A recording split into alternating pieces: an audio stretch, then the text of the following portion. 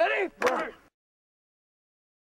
I just kind of want to go over the different types of things we'll do to them. The next thing we'll do is we won't block him and we'll run an outside zone. If we're running outside zone and I'm making it easy, I'm always going against that, that 4-2-5 defense, and they're not stunning or anything else because we're chalk talking. But the next thing with this outside zone, we are always protecting a gap. And we'll tell guys, his aiming point is his outside cheek and climbing. And I really should point that at 45 degrees. We're really climbing. His goal is to reach that guy, and we tell him he's got to be, it's basically a power play for him. He has to whip this guy's hind end. Now again, if this guy doesn't want to be reached, he could go this way, but he just can't come this way. That's the key for us. Because now our back's read, and we were in the eye, his read now is this outside leg. And if he sees this stretch, he's going to stick it and get vertical, and he is not allowed to run this in any other hole, but basically from here out. Okay? And we tell them it's tough yardage. It's a lot like it's stretch, really, for the Colts.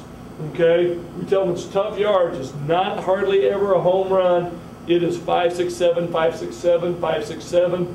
And then the inside zone, when we get these people flowing really, really hard, could be the home run on the cutback. Okay?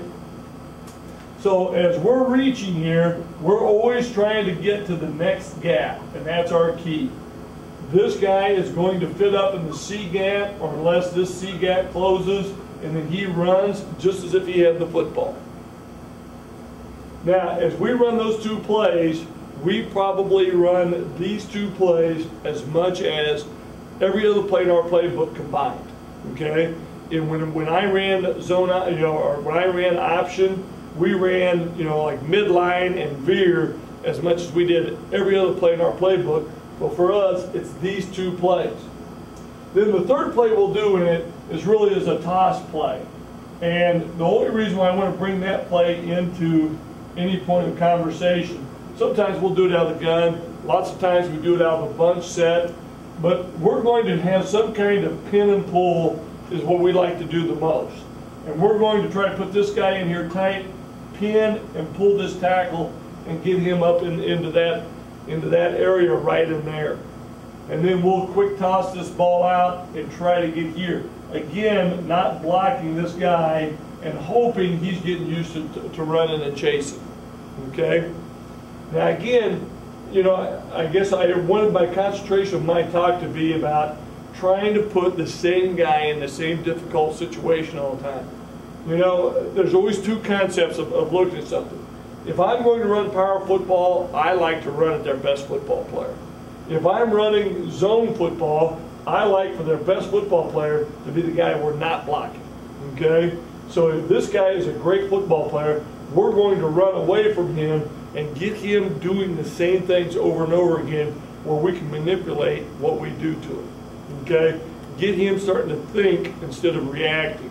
When we get that done, then we tend to have a lot of success running the football.